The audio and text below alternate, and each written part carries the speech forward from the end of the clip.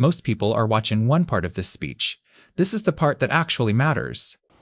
Our ship has already hit the iceberg. We have already started to sink without even realizing it. And I'm talking about the ship of our personal freedoms. He starts with numbers most people don't expect to hear about countries that call themselves free. Every year in the United Kingdom for social media posts. You say something politically incorrect online, you may end up being fined or spend some time in prison. In Germany, the largest country in the European Union, people get arrested and persecuted for insulting politicians online. Thousands of people. Thousands arrested every year in the UK for a social media post. Up to 3 years in prison in Germany for insulting a politician online. Publicly, it was about protecting children. Privately, the government admitted something very different. They promoted the Online Safety Act as a set of laws to protect children. To force people to verify their age in order to access social media. They needed to protect children. Privately, though, they offered a different explanation. In their submission to the High Court of England, published last year, the British government said that the principal part of the Online Safety Act had nothing to do with protecting children. Instead, they said, and I quote, Russia tried to ban Telegram completely. Here's what actually happened. Social media platform at the time for all of its citizens because we refused to comply with their demands for mass surveillance and censorship. However, 95% of Russian teenagers still use Telegram every month.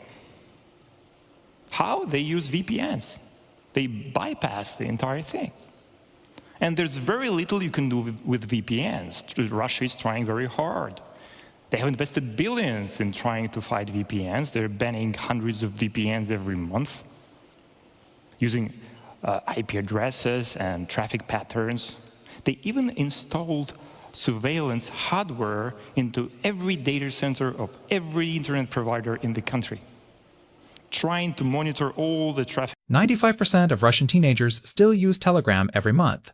The ban simply didn't work. Now a similar idea is being pushed in Europe, just with a different name. Of protecting children. Now, the same justification is being used by the European Commission to push for a set of surveillance laws, the so-called chat control, the chat control initiative. For 5 years, the European Commission has been trying to force a new set of laws that would require every messaging app to implement a backdoor to their encryption. Trade your privacy for safety, he says. Now look at what already happened when a government failed to protect the data it collected. French tax official was caught stealing the financial data of people who held large amount of crypto assets and other wealth. So a French tax bureaucrat was selling personal financial data of French citizens to criminals. Now, as a result of this leak and countless other leaks from French government systems, you have a catastrophic rise in the number of kidnappings in France. Just in the first 3 months of 2026, you have over 40 victims of kidnappings in France. Over 40 kidnapping victims in France in just the first 3 months of 2026 after government data was leaked. And it's not just ordinary citizens being pressured. Durov says even Elon Musk was offered a deal. See increasingly in the West as well. And you can say, there's no way it can happen. It's something from the world of the barbaric East. Well, I have bad news. Elon Musk said that the European Commission offered him a secret deal where they demanded that he conducts censorship of certain political narratives on his platform. And in exchange, the European Commission promised him not to enforce certain fines and laws on his company. Elon Musk said that he refused that offer. But most other platforms accepted it.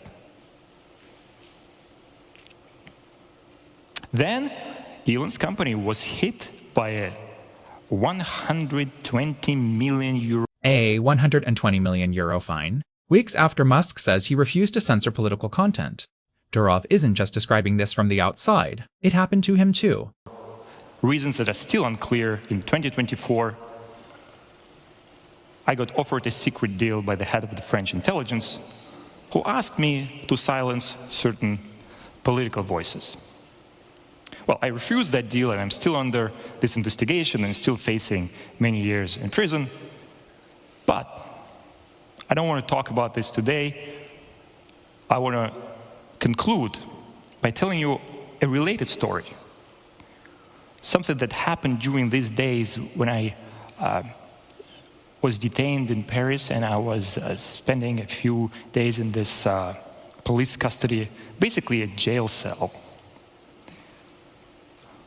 I was interrogated for almost 3 days, and there was this translator that was helping us. He was appointed by the judge.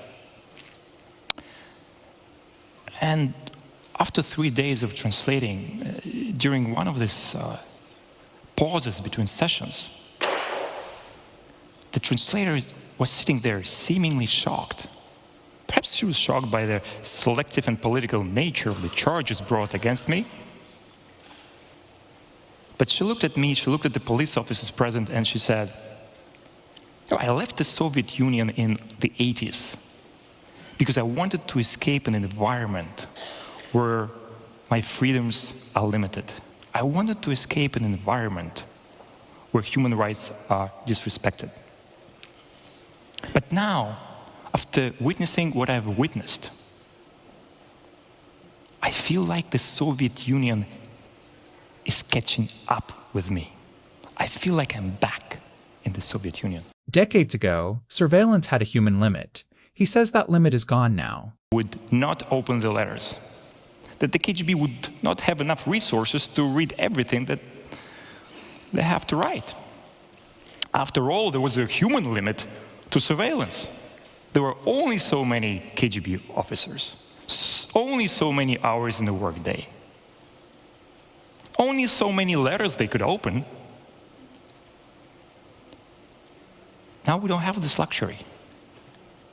In the world of AI, if we give up our right to privacy, you can be certain that every message that you send will be monitored, will be analyzed. Every draft, every thought, every idea will be scored. Every relationship will be mapped. This is where he lands the whole argument. Entering another open-air prison. Now, I hope it will not come to that. But we need to realize the gravity of the situation. We need to start acting. We don't have a backup plan. We don't have lifeboats. There's no second West. There's no backup civilization. For decades or centuries, the West has been a guiding star for everybody who loved freedom, and we need to preserve that. If the ship of Western freedom sinks, the rest of the world is likely to follow. We will lose freedoms everywhere. So we cannot let this happen. We cannot let this ship sink. The only way forward is to fix this ship. There's no second West to retreat to if this one goes. That's not a guess, it's the whole warning. Watch it, then decide what you're willing to protect.